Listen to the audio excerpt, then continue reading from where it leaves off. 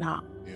And God says, I'm going to judge the witches. The Lord said this to me. He said, because there's a back door that has been opened in this generation. And he says, so many people in this generation are looking for answers, and they know it's not in the peripheral, it's not in the world. They know it's in the spirit, but they just don't know how to access God, or they don't want to access God in their rebellion. So many of them end up in the houses of the witch of Endor. And God says, witchcraft has become normal. Witchcraft has become cultural. To be a witch is a trend now. Yeah. And God says, I'm going to judge the witches. He says, I'm going to take all of them down. And God says, in the season that is coming, I'm going to raise the people who truly understand how to access the spirit realm. And he says it's going to be a showdown like the altar of Baal. It's just Elijah. Hey you guys, what's up? It's Edna here, coming to you with another video. This video is going to be about God versus Torah. 2018, I wrote down a Bible verse while I was in jail. And I wrote it down, and I wanted this Bible verse on me in a tattoo, like in letters. And I wrote it down, and I was like, okay, when I get out of jail, I'm gonna get this tattoo on me. I had this paper for years, and to the point recently when I moved, I threw it away because it was like, oh, I'm not gonna get it. You know what I'm saying? I don't want any more tattoos, so I'm not gonna get it. But in 2018, I repeatedly kept seeing my birthday, 8/31, 8/31. I would see it on the clock. I would see it on the back of cars, just everywhere, until it was starting to freak me out. I'm like, that's weird. Like, why do I keep seeing my birthday? And I end up getting on YouTube and typing in 8/31, and it brought up Virgo. Now, I've always been interested in astrology. Don't really know nothing about it really, just the names of the signs and stuff like that. And I just would read the horoscopes, and it would make me want to know. I just was one of those people who wanted to know everything. So I will always be reading my horoscope and stuff like that. But I would hate to say that I was wholeheartedly believing in it. It just used to amaze me, like, oh my gosh, how is this true? How is that right? And sometimes it wouldn't be right, but I still would be so interested in it, and just the personalities and characteristic traits of the different signs. So I was seeing my date of birth everywhere, 8/31, 8/31. I put it in YouTube, it brings up Virgo. So it brings up these videos with cards and stuff, and the cards have different pictures, and it's like, I'm listening to what they're saying, and they're like 8 of Wands, Queen of Swords, and it's like, I don't know what none of this stuff is. I don't know what they're talking about. But as they continue to read those cards, the story progresses. So I noticed, like, oh my gosh, what they're saying, it's like relating to my life. And it's like, I just started really getting into it, like the readings that would be on YouTube and stuff like that. And I one day showed my ex-girlfriend one of the videos. It was telling me that I was going down the wrong path, and that it was 2 roads that I could take, and I can go down the left or the right. And she looked at it, and she was like, oh, that's, interesting. But she didn't care about it. She was just like, she wasn't into it. So I ended up telling my mom about it. I end up just, obsessively watching these videos.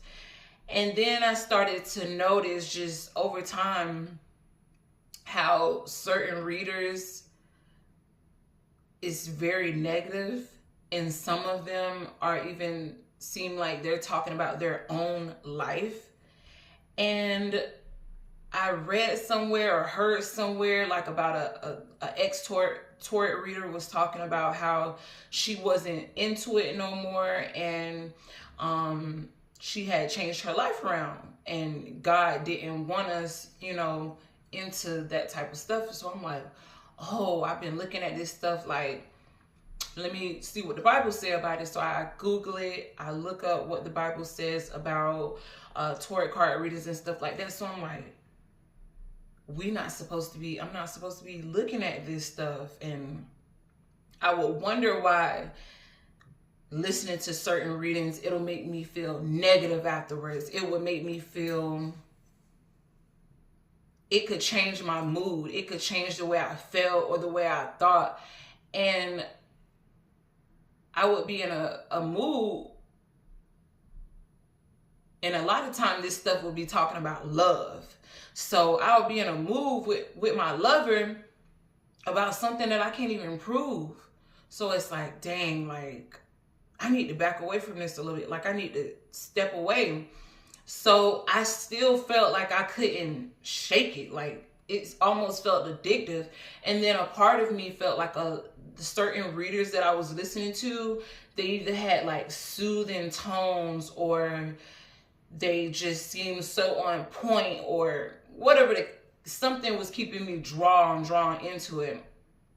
Some of it even felt like therapy in a way. But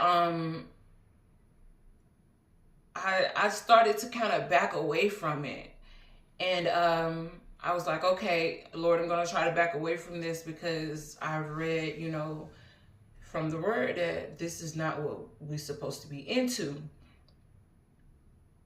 I had a friend, a homegirl that I'm not gonna lie, I have a hard time like getting close with people and making friends and stuff like that, because it just, it just don't be working out. I don't know what it is really. I can't really put my finger on it. When I really get it into words, because I kind of know, but I need to put it into words. But I don't mingle well with a lot of people. I'm very content with being on my own. So this friend, she was into like tarot readings, but I guess she was kind of just getting started, so she didn't really know.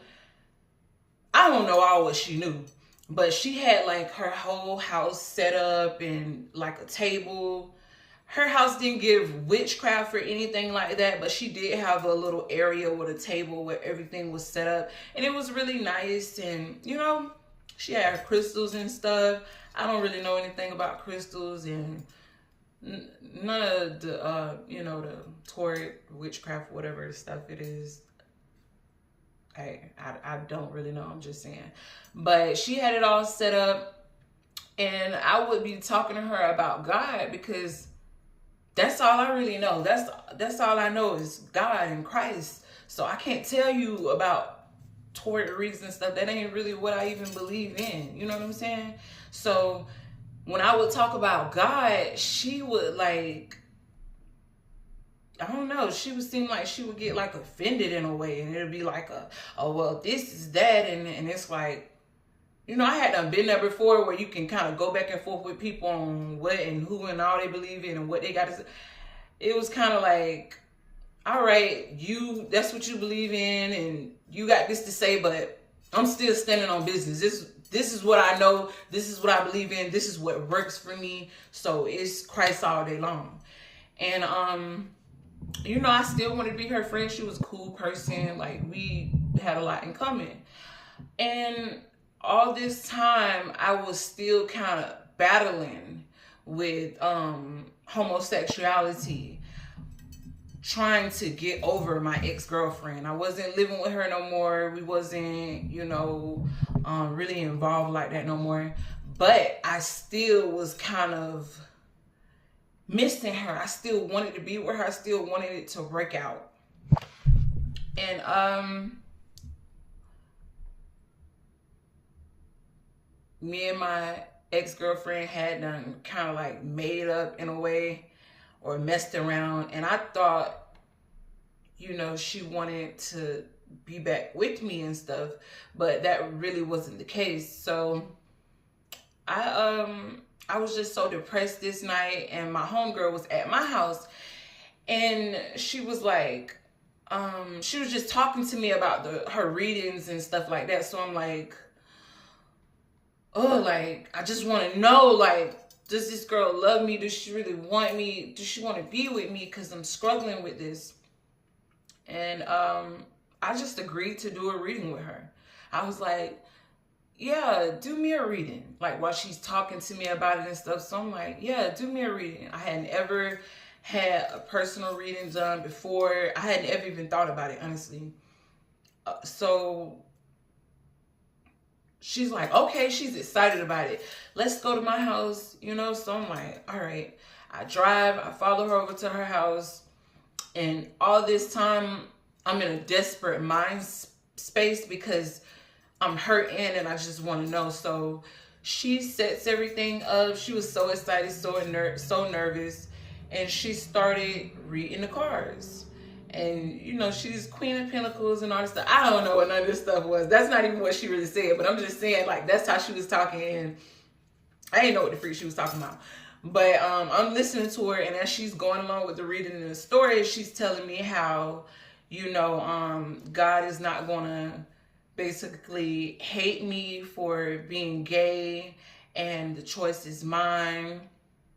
And she was telling me like what would happen if I go back with the girl. And it's like everything that she was saying was kind of spot on. And I started crying. Like, it made me so emotional because I really wanted it to work out with this girl. But the way the reading was going, like the end of the confirmation was just like,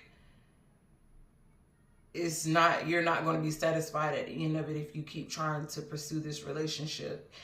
But another thing that stuck out was, oh, you know, God isn't going to hate you for being gay. He's not going to. So it's like, am I doing wrong or am I doing right? Like, I'm getting all confused and stuff.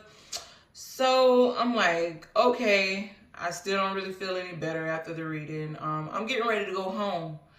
When I walk outside, now I've been to this girl's house more than a few times back then, pulled in, parked in somebody else's spot. For some reason, I go out now and my car is towed. My car done got towed. And she's freaking out. She's like, oh my gosh, I'm so sorry. Da-da-da-da. So I'm like, I don't got nothing to say because I already know, Lord, I don't really got no money. I don't know where my car at. I don't know what's the first move to make.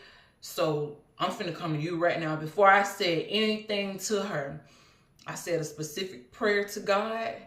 Basically, the first thing I said was to forgive me for my sins and to let me get my car back in a certain time, by a certain time. And it was something else. I hate that I forget, but it was something else. 3 specific things that I prayed for that night. And after I said that quick prayer while my friend is freaking out, I turned to her, I say, it's okay. It's all right. She say, now I still don't really know what to do, but she say, call 911. They'll tell you whether your car was towed and where it was towed at and stuff like that. So I call 911. They tell me, oh, yes, your car was towed. This is the reason why it was towed. They said it was towed because I was parked in someone's parking spot. They told me where my car was. Now, I only had about $60 to my name. So I have my friend drop me off home. She's still telling me how sorry she is and da-da-da-da. I called my daddy, and my daddy, he told me, all right, baby, I got you. I got this much for you. It was $326 to get my car back. Now, I only had $60. I walked over to my neighbor, an older guy, and we always been pretty tight because he's Haitian and he is like close knit with some of my daddy family. And he had a father, and I was pretty close with his dad before his dad passed away. But the thing about it, I couldn't stand my neighbor for the moment because he used to always try to flirt with me. And I I had stopped talking to him for like a year because he just used to, get on my nerves with that. But other than that, he was cool. Always look out for me, different things like as a neighbor. So I go over to my neighbor house. It's probably like 12 o'clock at night. In the next 2 days, it's a holiday. So if I don't get my car back tonight, by time after this holiday and the weekend done passed or whatever, they done let me know the car gonna be auctioned off. So I'm like, oh Lord, like I done put it in God's hands the whole time. I'm just not worried about it. Like I done prayed and I done left it there. So I done left it in God's hands. My neighbor, I wake him up, I knock on his door. He come outside, I tell him what happened. I tell him, can you lend me the money and I'll pay you back on such and such day. And he was like, I only got such and such, but I'll help you. I was like, okay. But he was like, I'm gonna ask one of my friends can I borrow $100? So my neighbor trying to get the money. Me and my neighbor ride to like 2 different friends of his to ask for this money. 12 something is going on it's about 12 something. It's still 12 something. And we ride to 2 different people's house. So I'm like, dang, like I don't know if we gonna really, get the rest of this money, even though I done got half of it. So I'm like, Lord, come through. I need you to come through. So I leave it at that. Next thing I know, my neighbor get the money. His boss let him borrow $100. I got $300 total, $26. I think when I went up there to get my car back, I only had $1 to my name left. And I told my neighbor, thank you so much. I told my daddy, thank you. And when I got home and laid down in my bed, all I could think is like how amazing God is, and how a while ago, once I had done really found out about the Torah readings, this is not what we're supposed to be looking into. I still feel like I didn't even understand why we wasn't supposed to be looking into it. Even though I feel like I couldn't shake it either. I still feel like I didn't understand, like, well, why shouldn't we look into it? That situation, once I laid down in my bed that night, all I could think about is what I had prayed for and how God did it. He did it. He got me my car back, and he got me my car back in a specific amount of time. I had my car back within 2 hours of losing it. I had got my car back. And I just couldn't do nothing but thank God. But I knew from that, I would not ever again get a Torah reading, a personal reading, none of that, because God is telling me to depend on him. They made astrology, the more I done looked into it over the years, I guess the Watchers, the fallen angels, they brought astrology along with a lot of other stuff that we really ain't even supposed to be into. But a lot of us, we really out here in the world. I knew that despite of what any card says, despite of what a video say, I have to depend on God. That's who I depend on, not no cards, because they reading energies, they pulling spirits, they conjuring up spirits and stuff. They don't really know who they conjuring up, demonic, good, bad, evil, they don't know. But God tells us not to mess with divination, not to seek the dead and stuff like that. And one specific day, I'm sitting up reading my Bible, Daniel. For some reason, I love the book of Daniel. I love the story. I don't even know how many times I've read it. But I was reading it, And it talked about how in Daniel chapter 2, how King Nebuchadnezzar, forgive me if I'm saying it wrong, but he had a dream and he wanted all the magicians, sorcerers, wizards, he wanted all of them to come from his kingdom and tell him what his dream was and what it meant. If they couldn't tell him what this dream meant, he was going to kill them all, including Daniel and Meshach, Shadrach, and Abednego. He was going to kill all them.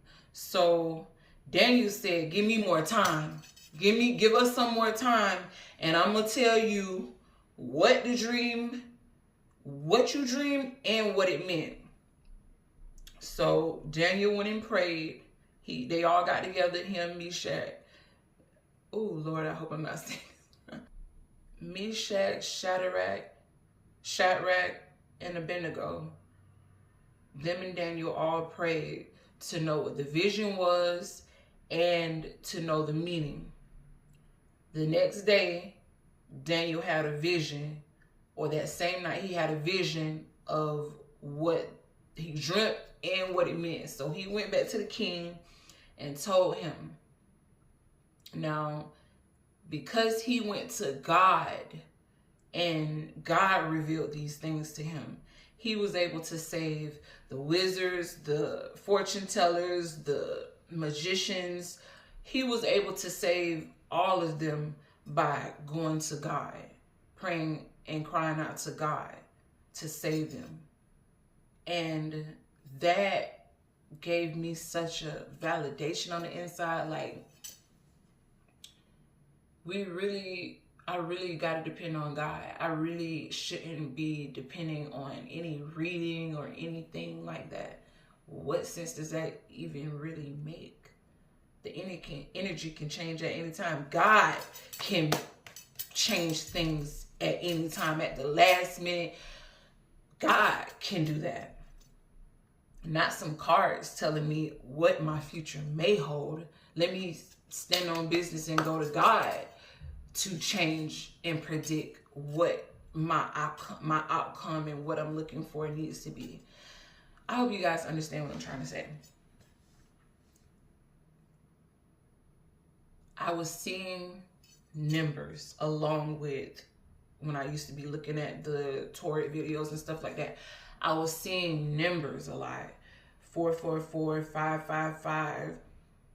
This was creeping me out. This is creeping me out real bad. So I would look it up, Google it. It would say,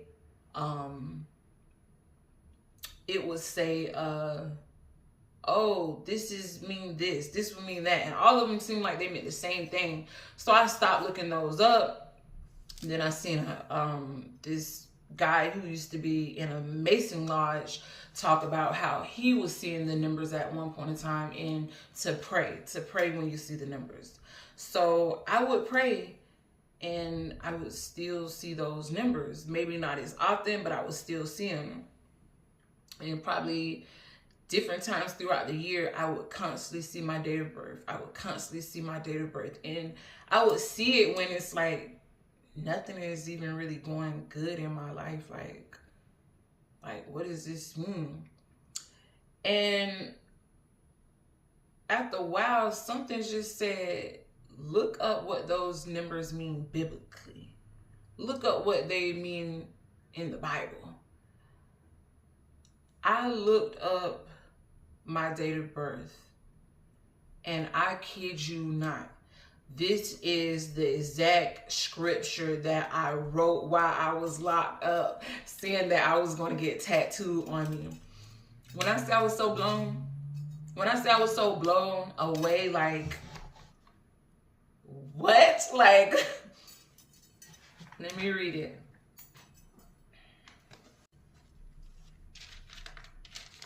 Okay, I really do want to read the whole thing.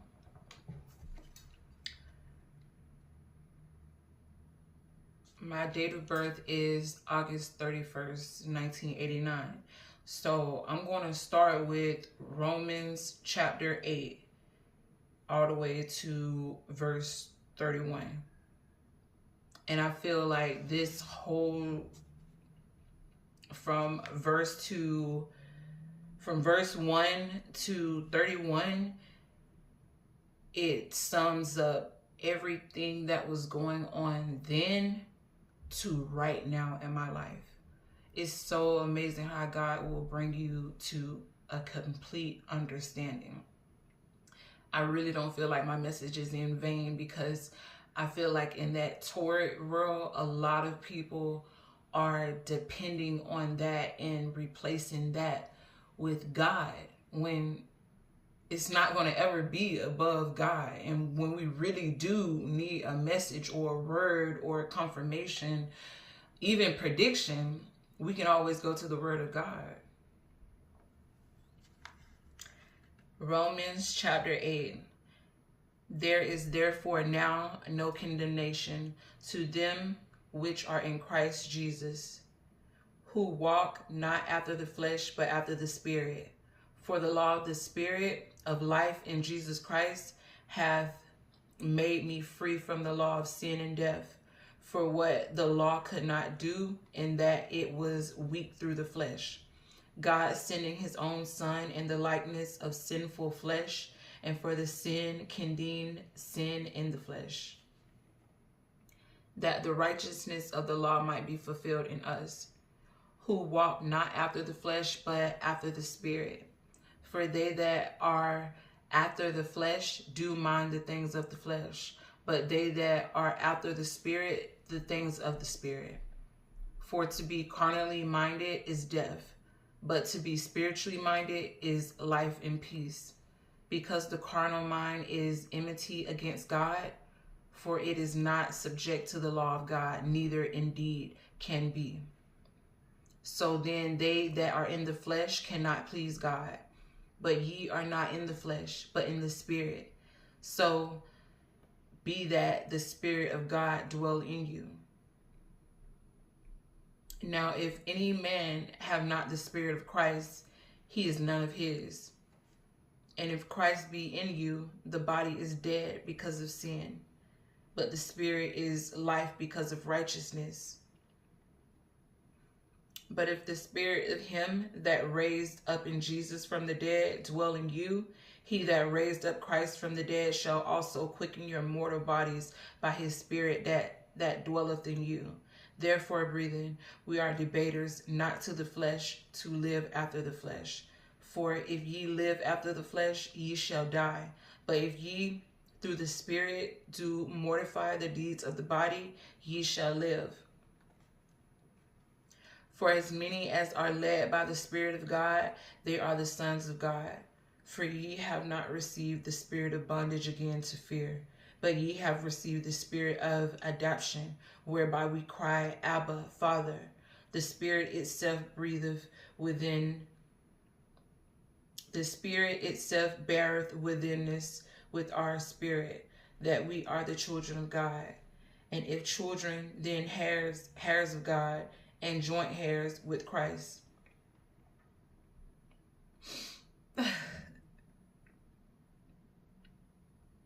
If so be that we suffer with him, that we may be also glorified together.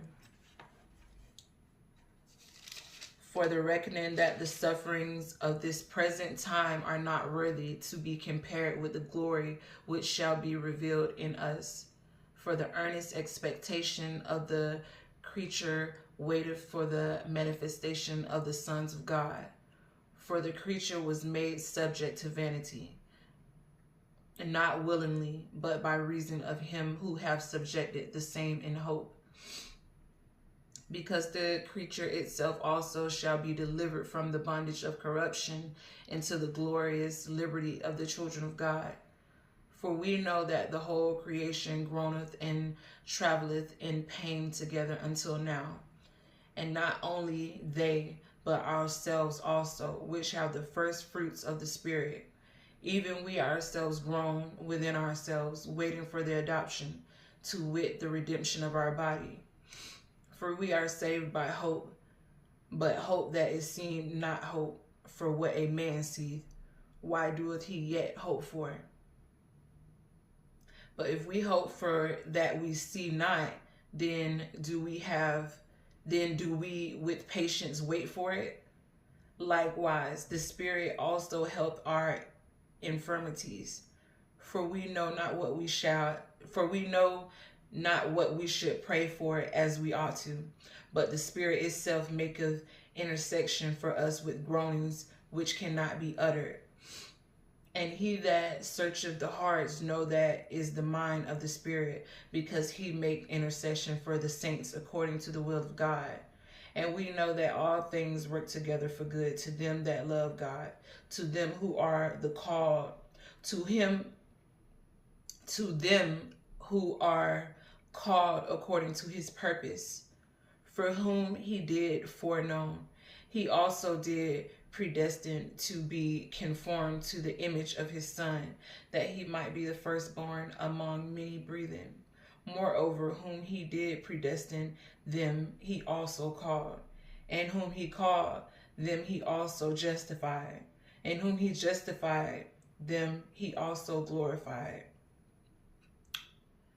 Verse 31, what shall we then say to these things? If God be for us, who can be against us? My birthday kept repeatedly showing itself in my time of groaning and weakness and frustration.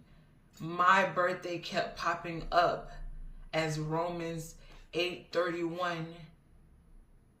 If I'm for you, who can be against you? If I'm for you, who can be against you? God is so amazing, like just top notch, undefeated, stepping on toes, stepping on necks, just ain't no coming for him. Like, and I'm just so grateful. I'm just so grateful. Now, when I see those numbers, and I don't really see them as much as I used to, but now when I see them, I look it up, what it means biblically, and it always hits hard. It always hits like really a message from God. And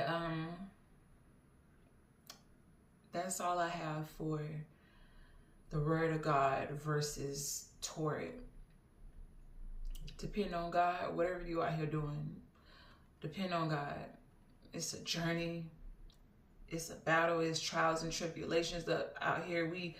Sometimes we don't know whether we coming or going, but depending on God and depending on God, you can't go wrong. Like, what do you really have to lose? Anything that's materialistic out here, we can't take it with us. No way. We ain't taking it with us. So depend on God for everything. Depend on God for your relationships, your love life, your family, your children. Put it in God's hands. Them cards ain't gonna keep you like God. Ain't no witchcraft can keep you like God. Until next time, bye.